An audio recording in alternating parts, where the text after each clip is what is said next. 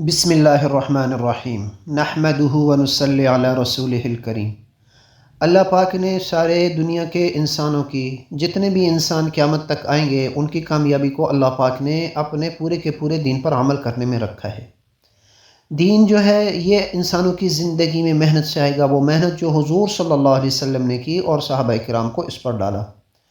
اب ان کے اعمال ہیں۔ آج کا ہمارا مذاکرہ یہ ہے کہ ہر عمل کو 6 صفات کے ساتھ کیا جائے، ہر عمل میں 6 صفات کو پیدا کیا جائے۔ یہ تبلیغی جماعت کی بات نہیں ہے، بلکہ یہ دین اسلام کی بات ہے کہ آپ کوئی عمل بھی کرتے ہیں اس کے اندر آپ 6 صفات کو دیکھیں۔ آپ نماز پڑھ رہے ہیں اس کے اندر 6 صفات کو دیکھیں، حج کر رہے ہیں اس کے اندر 6 صفات کو دیکھیں، عمرہ کر رہے ہیں اس کے اندر 6 صفات کو دیکھیں۔ اگر ان کے اندر یہ جو پہلی 3 صفات ہیں یہ اگر نہیں ہوگی تو اس سے تو عمل مردود ہو جائے گا۔ پہلی 3 صفات اگر نہیں ہوں گی تو ان سے تو عمل مردود ہو جائے گا، دوسری 3 صفات نہیں ہوں گی تو اس سے عمل کمزور ہو جائے گا۔ اس بات کو دھیان کے ساتھ سنیں۔ نمبر 1، پہلی جو صفت ہے، ہر عمل میں جو پہلی صفت دیکھی جائے گی وہ کلمے والے یقین کے ساتھ۔ ہر عمل اس یقین کے ساتھ کیا جائے کہ اللہ پاک، سب کچھ اللہ پاک سے ہوتا ہے، اللہ پاک کے غیر سے کچھ بھی نہیں ہوتا۔ اللہ پاک سے ہونے جتنے بھی دنیا کے جو کام ہیں، فیصلے ہیں، یہ اللہ پاک فرماتے ہیں۔ اس عمل کے کرنے پر اللہ پاک دنیا آخرت میں کامیاب کریں گے۔ مثال کے طور پر تلاوت کرنا ایک عمل ہے، اس یقین کے ساتھ تلاوت کی جائے کہ اس تلاوت کرنے سے اللہ پاک دنیا آخرت میں کام بنائیں گے۔ یعنی پہلا جو ہے وہ کلمے والے یقین کے ساتھ، دوسرا جو ہے وہ نبی کریم صلی اللہ علیہ وسلم والے مبارک طریقے کے ساتھ۔ ہر عمل میں نبی کریم صلی اللہ علیہ وسلم کا مبارک طریقہ مقدم ہو۔ مثال کے طور پر وضو کرنا ایک عمل ہے تو وضو نبی کریم صلی اللہ علیہ وسلم کے طریقے کے مطابق کیا جائے گا تو یہ عمل اللہ کے ہاں قبول ہوگا۔ اگر سنت سے ہٹی ہوئی نماز آپ پڑھیں گے، سنت سے ہٹا ہوا حج کریں گے، زکوٰۃ دیں گے تو یہ سارے کے سارے عمل اللہ کے ہاں مردود ہو جائیں گے۔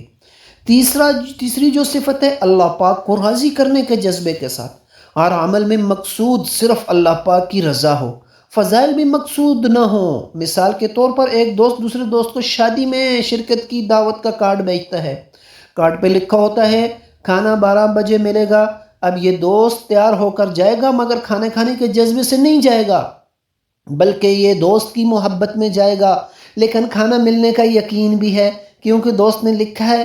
اس طرح ہر عمل میں اللہ پاک کو راضی کرنے کا جذبہ ہو، اس سے کوئی دنیا کی بات مقصود نہ ہو، یعنی چھپنا مقصود ہو، چھپنا مقصود نہ ہو کہ میں دنیا میں چھپ جاؤں، میرا نام ہو جائے، لوگ واہ واہ کر لیں۔ اور عمل اللہ پاک نے جس عمل پہ جو وعدہ کیا ہے یہ یقین ہو کہ اللہ مجھے عطا فرمائیں گے۔ اور چوتھی صفت ہے اللہ پاک کے دھیان کے ساتھ۔ اللہ پاک کے دھیان کے ساتھ ہم جو عمل بھی کریں گے، توجہ کے ساتھ، دھیان کے ساتھ، اللہ پاک اس کو قبول فرمائیں گے۔ یعنی عمل کرتے وقت یہ دھیان پیدا ہو جائے، اللہ پاک دیکھ رہا ہے، اللہ پاک سن رہا ہے اور اللہ پاک میرے ساتھ ہے۔ کم از کم یہ دھیان ہوگا ہر وقت۔ یہ دھیان اگر مسلمان کو نصیب ہو جائے تو دنیا کے کافی سارے گناہ اس سے خود بخود چھوٹ جائیں گے۔ اور نمبر 5 پر ہے فضائل کے استحضار کے ساتھ۔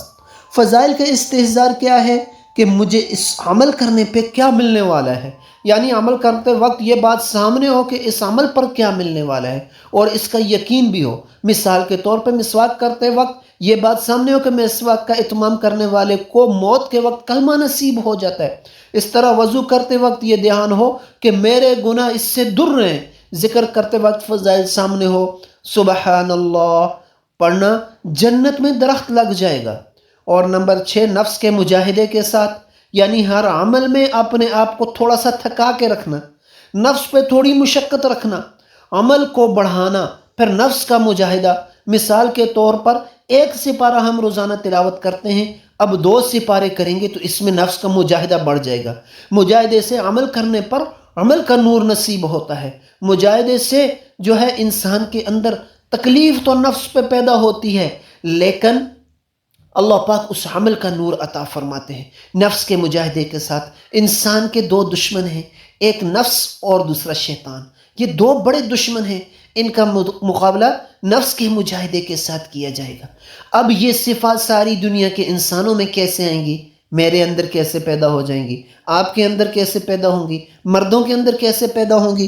عورتوں کے اندر کیسے پیدا ہوں گی؟ اس کے لیے اللہ کے راستے میں نکلنے کی آواز لگائی جاتی ہے۔ تو اس کے لیے اللہ کے راستے میں نکلنا اور دین کو سیکھنا، جس طرح دنیا کے کاموں کو ہم سیکھتے ہیں اس طرح ہم دین کو بھی سیکھنے والے بن جائیں۔ جب ہم دین کو سیکھیں گے تو اللہ تعالی ہمیں دین کے عمل کی توفیق عطا فرمائیں گے۔ تو اس کے لیے ترتیب ہے۔ مردوں کے لیے ترتیب تو یہ ہے کہ وہ زندگی میں 4 مہینے لگائیں، اور جو ہے عالم دین ہیں وہ سال لگائیں، اور پھر ساری زندگی اس کام کو مقصد بنا کر کریں۔ اور آپ سے بھی یہ گزارش ہے کہ جو ہے آپ بھی اس بات کو سنیں بھی اور اپنے دوسرے احباب تک اس دین اسلام کے پیغام کو پہنچائیں۔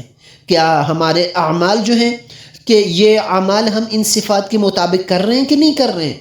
دوسروں کے ساتھ ان نیک باتوں کو شیئر کرنا بھی اجر و ثواب کا باعث ہے۔